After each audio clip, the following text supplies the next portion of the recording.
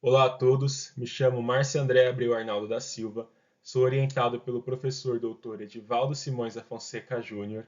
Esta pesquisa está sendo realizada no âmbito do Departamento de Engenharia de Transportes da Escola Politécnica da USP e tem como título o uso do PrimeSense 3D Depth Sensor RD 1.8 e Shield NVIDIA K1 para análise de modelos tridimensionais. Os modelos tridimensionais têm sido cada vez mais utilizados para representar a realidade.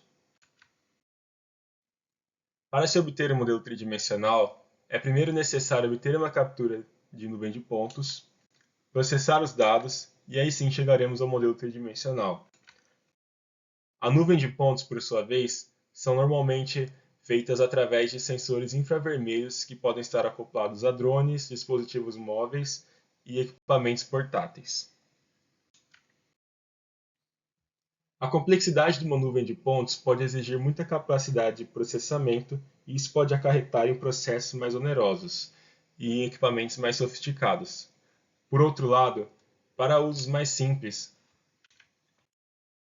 sensores de baixo custo podem reduzir o custo de operação e atender a demandas mais simples.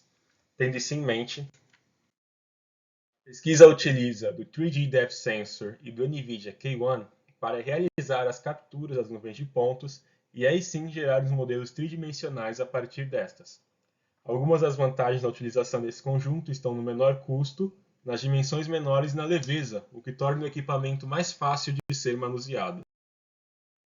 Visto isso, os objetivos principais dessa pesquisa então são averiguar a precisão do PrimeSense para a criação dos modelos tridimensionais, verificar a fidelidade desses modelos à realidade e realizar testes que comprovem as hipóteses levantadas durante o experimento.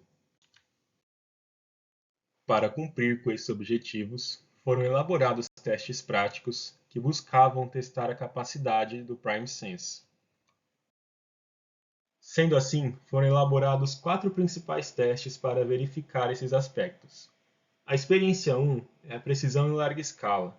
Essa buscava testar os desvios de medidas e volumes de dados do sensor quando a nuvem de pontos atingia o tamanho máximo que o sensor conseguia suportar para uma única captura. A experiência 2 tentou avaliar a fissura de placas milimetradas impressas em impressora 3D. A experiência 3 foi a reconstrução e digitalização de objetos em largas dimensões, e a experiência 4, por sua vez, também foi a reconstrução e digitalização de objetos de pequenas dimensões para avaliar a precisão deste em diferentes escalas. As experiências, então, podiam ser divididas em 4 principais etapas. A primeira delas, a captura, era realizada no software Dot3D Pro. Este software ele já vinha incluso no tablet NVIDIA K1. Sendo assim, esta captura da nuvem de pontos gerava um formato no .dp. Este arquivo precisava ser pré-processado pelo LiquidCap Pro para mudar sua extensão por um formato aceitável pelo Cloud Compare.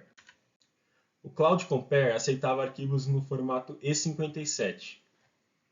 Aí eram feitos o processamento da nuvem de pontos, medidas, desvio padrão e depois a triangulação para finalmente a reconstrução do modelo tridimensional. Depois de pós-processado, nós podíamos ter um arquivo de saída .pli como um objeto 3D. A seguir, são demonstrados alguns resultados. Para medir o pé direito de uma sala, por exemplo, por meio da nuvem de pontos no modelo tridimensional, foram obtidas algumas divergências nas medidas após a primeira casa depois da vírgula. No caso da medição das placas milimetradas, em que tinham ranhuras de meio centímetro, a nuvem de pontos demonstrada aqui ao lado não conseguiu capturar bem a complexidade da geometria da placa e formando um objeto totalmente sólido, impossível de se destacar as fissuras. Para a reconstrução de um objeto maior, vemos que esta estátua na Praça Ramos de Azevedo pôde ser bem representada pela nuvem de pontos e em seguida reconstruída pelo algoritmo de reconstrução do programa. Notamos que há algumas superfícies paralelas à estátua, que são onde elas divergem assim nos limites da captura. Para objetos menores, no entanto, a captura já não houve resultados muito bons e nem muito precisos, visto que há deformidade na representação deste prisma de estação total, por exemplo. De modo, em nossa tentativa de provar a capacidade de um sensor de baixo custo, conseguimos ver que ele é adequado para realizar reconstruções ambientes de forma mais generalista, deixando a desejar quando precisamos de detalhes mais altos.